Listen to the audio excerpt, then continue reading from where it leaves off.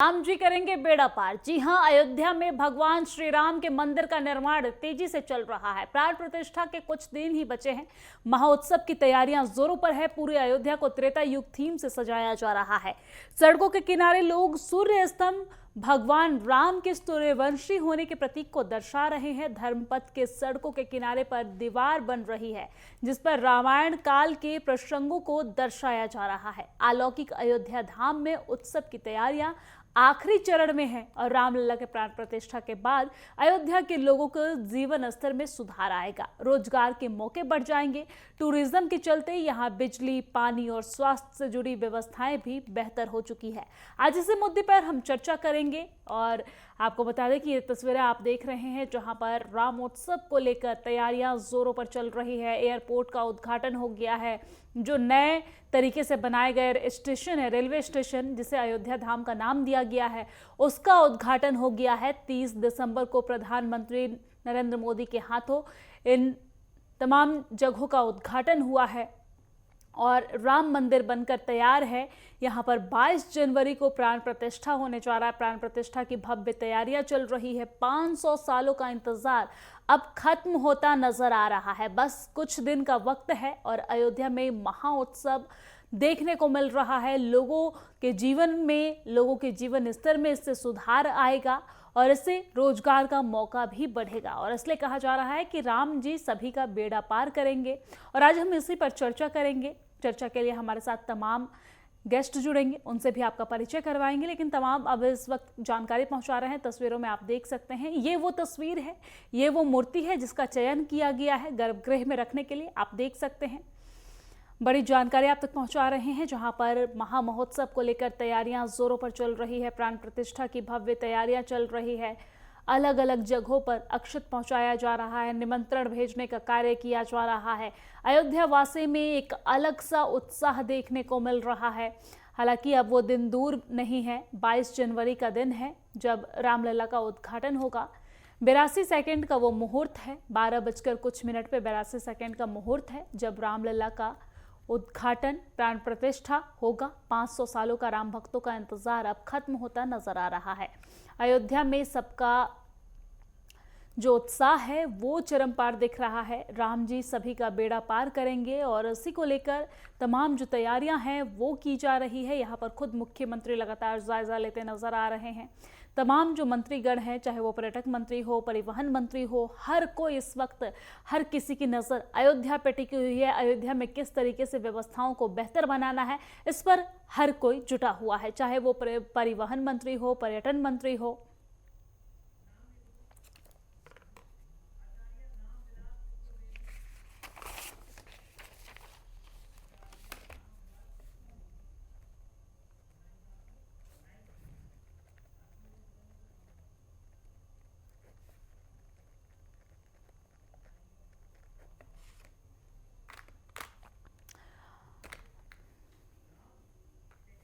और इसी पर हमारे साथ चर्चा के लिए आचार्य रामविलास चतुर्वेदी जी हमारे साथ जुड़ गए हैं। आचार्य जी, सबसे पहले स्वागत है आपका नेटवर्क 10 पे। जय श्री कृष्णा, जय श्री राम। जी आचार्य जी, 22 जनवरी को प्राण प्रतिष्ठा होने जा रहा है। सबसे पहले आपकी भावनाओं को समझना चाहेंगे कि आप कितने उत्साहित हैं। सर्वप्रथम तो समस्त देशवासियों को यह अद्वितीय, अलौकिक और एक आनंदमय दीपोत्सव की, भगवान मर्यादा पुरुषोत्तम के प्राण प्रतिष्ठा की बहुत बहुत बधाई, बहुत बहुत शुभकामनाएं। मानो यह पुनः त्रेता का वह योग, वह समय आनंदमय पुनः प्रकट हो रहा है जिसके लिए पूरा विश्व के सनातन धर्मावलंबी 550 वर्षों से इंतजार कर रहे थे। आज वही उत्साह, वही आनंद, वही अलौकिकता एक समस्त सनातन धर्मावलंबियों के लिए ही नहीं अपितु पूरे भारतवर्ष के जनमानस के अंदर ऐसा उल्लास प्रकट हो रहा है कि 22 तारीख को हमारे परमाराध्य प्रभु का जब प्राण प्रतिष्ठा होगी तब हम सभी आनंदमय, उल्लासमय एवं सभी चीजों को भूल करके भगवान की भक्तिमय हो जाएंगे। जी आचार्य जी, जिस तरीके से हम देख रहे हैं कि प्राण प्रतिष्ठा को लेकर तैयारियां काफी समय से चल रही है, लेकिन अब अंतिम चरण में है तैयारियां, अंतिम रूप दिया जा रहा है। हर एक छोटी छोटी चीजों का बड़े ही बारीकी से ख्याल रखा जा रहा है। हम जिस तरीके से देख रहे हैं कि अयोध्या के दीवारों को ही बखूबी सजाया जा रहा है, उस पे जो रामायण काल के प्रसंग हैं वो दर्शाया जा रहा है। देखिए, मैं आपके चैनल के माध्यम से समस्त दर्शकों को बताना चाहता हूँ, जी। यह नगरी अभूतपूर्व नगरी है, हम्म। त्रेता काल की नगरी है। और उस नगरी में वही दृश्य समस्त आने वाले भक्तों को दर्शित हों, उनका वह दर्शन कर सकें, उसके वो साक्षी बन सकें। इसके लिए यह बड़ी सोच करके हमारे शास्त्रों के अनुसार, पुराणों के अनुसार, जो रामायण में अथवा जितने भी मीमांसाओं में भगवान मर्यादा पुरुषोत्तम की अवध के बारे में वर्णन है, उस प्रकार का चित्रण यहाँ पर किया जा रहा है। अभी जिस प्रकार से मैं 10 और 11 तारीख को अयोध्या में ही था, मेरी ट्रस्ट के सचिव श्री चंपत राय जी से बहुत सुंदर चर्चा हुई प्राण प्रतिष्ठा को लेकर के। तो प्राण प्रतिष्ठा के नियम को भी पूर्ण तरीके से शास्त्र विधि के अनुसार मान करके शास्त्रानुकूल किया जा रहा है। आचार्यों का भी उसी प्रकार से यहाँ पर आमंत्रण किया गया है। पूर्ण विधि विधान के अनुसार जो भगवान के प्रतिमा को प्रतिष्ठित किया जाएगा, उसके सभी वास होंगे, उनमें पुनः सभी देवताओं के आवाहन के पूजन के साथ में उनका न्यास किया जाएगा। उनका महाभिषेक होगा, चाहे वो जलाभिषेक हो, दुग्धाभिषेक हो, घृताभिषेक हो, अथवा शास्त्र घट से अभिषेक हो, वो सभी किया जाएगा। तीर्थों के जल से भी भगवान का दिव्य अभिषेक होगा। और उसके बाद में वह प्रतिमा के अंदर जब दिव्यता प्रकट हो जाएगी, तब उनका न्यास होगा।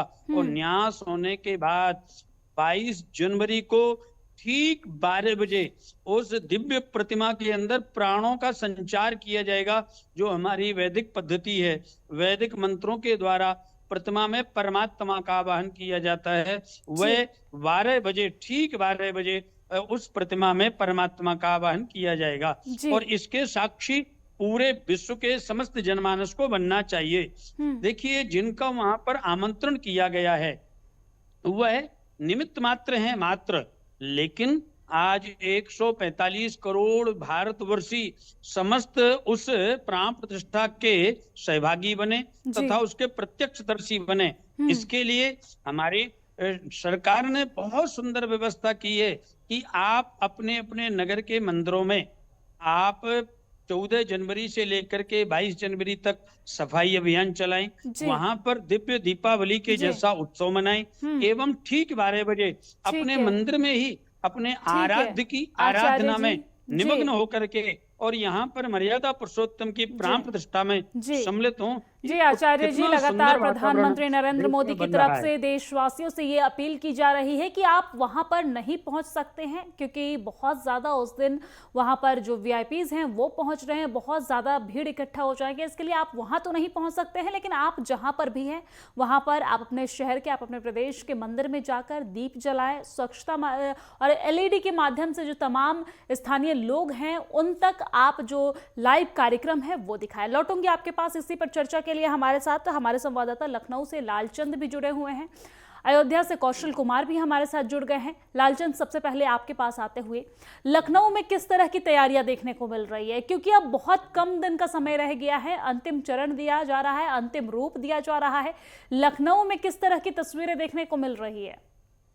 बिल्कुल, जिस तरीके से 22 जनवरी को प्राण प्रतिष्ठा का कार्यक्रम होगा, देश के प्रधानमंत्री नरेंद्र मोदी जो है प्राण प्रतिष्ठा कार्यक्रम में शामिल होंगे और भगवान राम की मूर्ति की जो स्थापना करेंगे, उसको देखने के लिए जो देश ही नहीं कई अन्य देश भी जो है इसमें शामिल होंगे। जाहिर सी बात है, तमाम व्यवस्थाएं की जा रही है, क्योंकि बीजेपी ने एक प्रण लिया है कि पूरे भारत को जो है राममय बनाया जा सके। इसको लेकर यहाँ पर तैयारी चल रही है और यही वजह है कि खुद उत्तर प्रदेश के मुख्यमंत्री योगी आदित्यनाथ इस पर नजर बनाए हुए हैं, खुद लगातार जो है अधिकारियों के साथ बैठक कर रहे हैं, किसी भी प्रकार से कोई कमी ना रह जाए, खुद निरीक्षण करते हुए दिखाई देते हैं। और यही वजह है कि 500 वर्षों का जो काल बीतेगा, जाहिर सी बात त्रेता युग की तरह ही जो अयोध्या में भव्य राम मंदिर का उद्घाटन होगा। इसको देखने के लिए तमाम सोशल प्लेटफॉर्म पर जो है लोग लाइव तस्वीरें देख सकेंगे। सुरक्षा व्यवस्था के भी कड़े इंतजाम किए गए हैं। बीजेपी के जो तमाम, चाहे वो डिप्टी सीएम की बात की जाए, तमाम मंत्रियों की बात की जाए, खुद वो नजर बनाए वहां पर निरीक्षण करते हुए दिखाई दे रहे हैं। और यही वजह है कि पूरा भारत राममय बनाया जा सके, इसको लेकर बीजेपी के जो तमाम बड़े नेता है वो बैठक करते हुए दिखाई दे रहे, रणनीति तैयार करते हुए दिखाई दे रहे, जिससे कि जनता के बीच में जो राम मंदिर के प्राण प्रतिष्ठा होगी तो हर एक चीज को दिखाया जा सके। इसीलिए जो है दीप उत्सव का कार्यक्रम रखा गया है कि जब प्राण प्रतिष्ठा होगी तो शाम को सभी घरों में जो है दिए जलाए जाए, 5 दिए जलाए जाए। इसको लेकर भी बीजेपी ने पूरी रणनीति बनाई है। और जो बीजेपी के नेता हैं, कार्यकर्ता हैं, वो लोगों को जाकर जो है राम मंदिर के प्राण प्रतिष्ठा के बारे में बताते हुए दिखाई दे रहे हैं, क्योंकि 2024 का लोकसभा चुनाव है। ऐसे में कहीं ना कहीं बीजेपी प्राण प्रतिष्ठा के माध्यम से भी लोगों के बीच जाते हुए दिखाई दे रहे हैं, क्योंकि 2024 के लोकसभा चुनाव को कहीं ना कहीं जो है सफल बनाया जा सके, इसको लेकर कहीं ना कहीं बीजेपी काम कर रही है। और यही वजह है कि पूरा देश जो है 22 जनवरी को राममय हो सके, इसको लेकर कहीं ना कहीं बीजेपी का पूरा प्लान तैयार हो चुका है। ठीक है लालचंद, लौटूंगी आपके पास। कौशल भी हमारे साथ अयोध्या से जुड़े हुए हैं। अयोध्या से कौशल, आपके पास आते हुए अयोध्या में किस तरह की तस्वीरें देखने को मिल रही है, क्योंकि दिन प्रतिदिन वो दिन नजदीक आ रहा है जिसका 500 वर्षों से राम भक्तों को इंतजार था। तो अब किस तरह की तस्वीरें वहां पर देखने को मिल रही है, दर्शकों को बताइए। राम की नगरी एक भव्य तरीके से दुल्हन की तरह सज गई है। अब मात्र इसमें 16 दिन ही बचे हुए हैं जो प्रभु राम लला के प्राण प्रतिष्ठा को लेकर यहाँ पर अयोध्या जिले में हर एक दीवार पर, हर एक घरों पर, हर एक चौराहे पर चारों तरह से प्रभु श्री राम के चित्र को, हनुमान जी के चित्र को, सीता मैया के चित्र को, शबरी जी के चित्र को ऐसा दर्शाया जा रहा है, ऐसा मनमोहक देखने को मिल रहा है कि इतनी अच्छी नक्काशी की जा रही है कि लग रहा है स्वयं भगवान राम और दिखाई दे रहे हैं। जिला दुल्हन की तरह सज चुकी है। सुरक्षा व्यवस्था पूरी तरह मुस्तैद कर दी गई है। अयोध्या जिले के कप्तान जो है वह अयोध्या जिले को ऐसा दिखाना चाहते हैं, ऐसी सुरक्षा देना चाहते हैं कि कहीं पर कोई किसी प्रकार की कोई सुरक्षा में कहीं पर चूक न रह जाने पाए। पूरी तरह से उत्तर प्रदेश की पुलिस भी पूरी तरह से मुस्तैद कर दी गई है। ठीक है, लौटूंगी कौशल आपके पास। आचार्य जी भी हमारे साथ लगातार जुड़े हुए हैं। आचार्य जी, आपके पास आते हुए, आने वाले दिनों में जिस तरीके से अयोध्या को बनाया जा रहा है, त्रेता युग का जो अयोध्या होने जा रहा है, अयोध्या धाम, आने वाले दिनों में ये धर्म के साथ साथ बच्चों के शिक्षा, संस्कार और उन्हें प्राचीन समय में हमारे राम कैसे थे उसे बताने के लिए अलग अलग तरीके से अयोध्या को सजाया जा रहा है। चाहे वो म्यूजियम की व्यवस्था की जा रही हो या फिर एयरपोर्ट पर जिस तरीके का दृश्य लगाया जा रहा हो, अलग अलग श्लोक वहां पर लिखा जा रहा हो। बहुत बहुत धन्यवाद। आपने जो प्रश्न किया ये बहुत सारगर्भित प्रश्न है जी, क्योंकि आने वाली पीढ़ी को अपनी संस्कृति, अपनी सभ्यता और अपने संस्कारों के बारे में पूर्ण अध्ययन हो, उसके लिए इन प्रतीक चिन्हों का लगाया जाना परमावश्यक है जी। एक चीज मैं आपको बीच में कहना चाहूंगा, जैसे हमारे भैया जो आपके पत्रकार भैया लखनऊ से बोल रहे थे कि यह बीजेपी का कार्यक्रम है, मैं आपके चैनल के माध्यम से आपके समस्त दर्शकों को कहना चाहता हूँ, यह समस्त हिंदू समाज सनातन धर्मावलंबियों का कार्यक्रम है तथा पूरे विश्व के समस्त जनमानस का कार्यक्रम है और इसमें सभी की सहभागिता रहने वाली है। इसके लिए जो प्रदेश का मुखिया होता है उसके ऊपर इसकी जिम्मेदारी रहती है। प्रदेश के मुखिया को जाकर के पूरी व्यवस्थाएं संभालना, पूरी व्यवस्थाओं का अवलोकन करके आने वाले लोगों को किसी प्रकार की कोई वहां पर अब व्यवधान ना हो उसकी व्यवस्था करना उनका परम कर्तव्य है। लेकिन इस कार्यक्रम को समस्त सनातन धर्मावलंबियों से जोड़ करके देखा जाना चाहिए। भगवान मर्यादा पुरुषोत्तम सभी के आराध्य हैं, सभी के पूर्वज हैं और सारे भारतवासी इस उत्सव में सम्मिलित होने के लिए लालेत हैं। इसके लिए मैं बिल्कुल आपके चैनल के माध्यम से कहना चाहता हूं कि इस कार्यक्रम में चाहे कोई भी पार्टी का व्यक्ति हो, चाहे वो किसी भी विचारधारा का व्यक्ति हो, वो निश्चित ही सम्मिलित होगा, चाहे वो मन से हो, चाहे वो तन से हो, चाहे वो विचारों से हो। रही बात दूसरी कि जिस प्रकार से अयोध्या में यह चिन्हों का लगाया जाना है, आज की युवा पीढ़ी के लिए बहुत जरूरी है मर्यादा की शिक्षा प्रदान करना, उसका चरित्र निर्माण कैसे हो, उसके समाज में समानता कैसे बने, उसके बीच में जो ये ऊंच नीच की अथवा अधिक धन और निर्धन की जो खाई है उसको कैसे समाप्त किया जाए, इसके लिए भगवान मर्यादा पुरुषोत्तम का दिव्य चरित्र सबसे ज्यादा सारगर्भित है। मिटा दो बीच की दीवारें, तुम्हारा आंगन दोगुना हो जाएगा। यह विचार अगर कहीं मिलता है तो भगवान मर्यादा पुरुषोत्तम के दिव्य चरित्र में मिलता है, जिन्होंने जाकर के कोल बीलों के बीच में बैठ करके कंदमूल फलों को पान किया है, माता सबरी के यहाँ जाकर के झूठे वृक्षों को पान किया है, जिन्होंने वाल्मीकि आश्रम में जाकर के मर्यादा पुरुषोत्तम भगवान होकर के भी और गुरु रूप में उनको मानकर रास्ता पूछते हैं कि प्रभु मैं कहाँ पर रहूं, मैं कहाँ को जाऊं। ये उनकी एक दिव्यता है जो समाज के अंदर जानी चाहिए और जिससे शिक्षा लेकर के समाज अपनी उन्नति कर सके, अपने परिवार की उन्नति कर सके, अपने बौद्धिक विकास की उन्नति कर सके। एक चीज और मैं कहना चाहूंगा, भगवान मर्यादा पुरुषोत्तम के दिव्य चरित्र में आप देखेंगे कि वहां पर केवल धर्म की चर्चा नहीं है, उसके साथ में आध्यात्मिक जीवन की चर्चा है, भौतिक जीवन की चर्चा है, समानता समरसता की चर्चा है, सामाजिक उत्थान की चर्चा है और सबको समगच्छध्वम संबद्धध्वम का भाव वहां पर प्रकट किया गया है। इसके लिए यह प्रतीक चिन्हों का लगाया जाना परमावश्यक है। और मैं तो आपके चैनल के माध्यम से आग्रह करूंगा कि जब भी हमारे देशवासियों को अथवा दूर देश में बैठे हुए भगवान मर्यादा पुरुषोत्तम के भक्तों को अवसर मिले, वह स्वयं पधारें, लेकिन अपने साथ अपनी युवा पीढ़ी को लेकर के जरूर आए, अपने बच्चों को लेकर के जरूर आए और अपनी सनातन धर्म की समस्त चिन्हों से, समस्त पद्धतियों से परिचय कराएं। जी आचार्य जी, जब आप हमारे साथ जुड़े हैं तो धर्म के साथ साथ हम रोजगार की भी आज बात कर लेते हैं। ये धर्म के दृष्टिकोण से हर राम भक्तों के लिए एक उत्सव का माहौल है, लेकिन जो अयोध्या वासी हैं, जो खास तौर पे अयोध्या में रहने वाले हैं, उन्हें अब अयोध्या से बाहर नहीं जाना होगा, क्योंकि रोजगार के लिए जो वो दर दर भटकते हैं, अलग अलग प्रदेशों में जाकर रूम रेंट पे लेके रहते हैं, नौकरी करते हैं, अब वो अपने घर में रह के, अपने प्रदेश में रह के रोजगार कर सकते हैं। अब अयोध्या से बेहतर कोई जगह नहीं हो सकता रोजगार के लिए। बहुत सुंदर प्रश्न किया आपने जी। देखिए, जितने भी हमारे धार्मिक क्षेत्र हैं, उन धार्मिक क्षेत्रों में रहने वाले अथवा आसपास में रहने वाले जितने भी लोग हैं, पर्यटकों के द्वारा केवल उनकी उन्नति नहीं होती आर्थिक, उस प्रदेश की भी उन्नति होती है, समाज की भी उन्नति होती है, उस देश की भी उन्नति होती है। आज मैं वृंदावन से आपके साथ में जुड़ा हूँ। हमारे वृंदावन की भौगोलिक स्थिति अगर आप 1985 की देखेंगे तो बहुत अलग थी, लेकिन आज अगर आप आकर के 2024 में देखेंगे तो वृंदावन कहाँ से और कहाँ पहुंच गया है।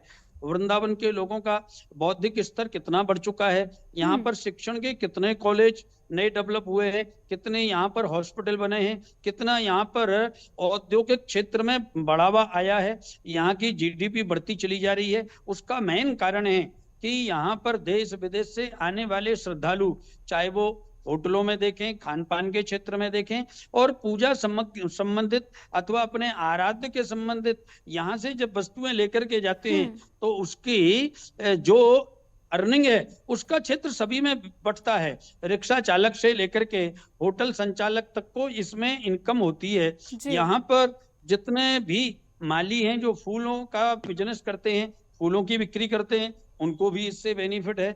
जितने भी लोग, आपको मैं एक चीज और बताऊं, धार्मिक क्षेत्रों में ऐसा लगता है कि ये अलग धर्म का, ये अलग धर्म का है, लेकिन धार्मिक क्षेत्रों में ऐसा नहीं है। हमारे वृंदावन में हर धर्म का व्यक्ति भगवान के वस्त्रों की सिलाई करता है, उनकी कढ़ाई बुनाई करता है, प्रतिमाओं का निर्माण करता है तथा उनको अपने दुकानों तक पहुंचा करके बिक्री करके अपने जीवन यापन को और उत्तरोत्तर वृद्धि को कर रहा है। तो उसमें क्षमता मूलक समाज को आर्थिक उन्नति का एक बहुत सुंदर क्षेत्र बन रहा है। और निश्चित ही अयोध्या में हमारे आराध्य की स्थापना के बाद आप देखिएगा कि चाहे गोरखपुर तक चले जाइए, चाहे यहाँ लखनऊ और वाराणसी तक चले जाइए, चौमुखी विकास होने वाला है। और जितना ज्यादा पर्यटक क्षेत्र और डेवलप होगा, दर्शनार्थी श्रद्धालु जितने और ज्यादा आएंगे, उतनी ज्यादा अर्थव्यवस्था में वृद्धि होने वाली है।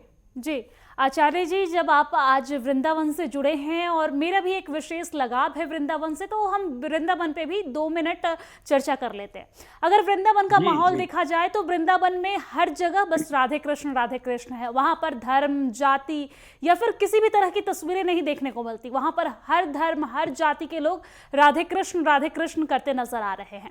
क्या आने वाले दिनों में अयोध्या में भी इस तरह की तस्वीरें देखने को मिलेगी?